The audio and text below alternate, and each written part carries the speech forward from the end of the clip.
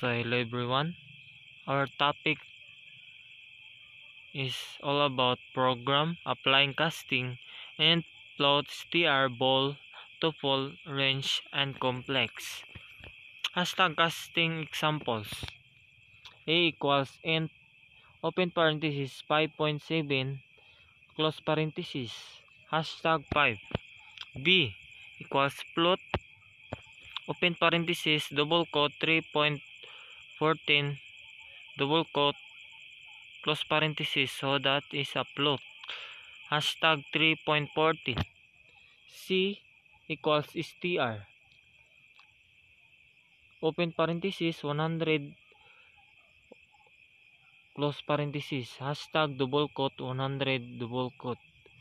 D equals ball, open parenthesis 0, close parenthesis, hashtag false. E equals tuple, equals curly, open curly bracket 1, 2, 3, close bracket, close parenthesis, hashtag open parenthesis 1, 2, 3.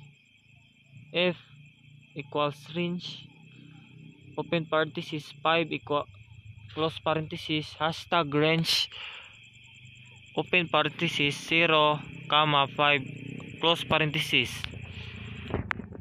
G equals complex, open parenthesis 2, 3, close parenthesis, hashtag open parenthesis 2 plus 3G, close parenthesis.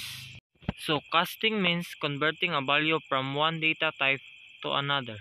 This is often necessary when performing operations that require matching data types or formatting output.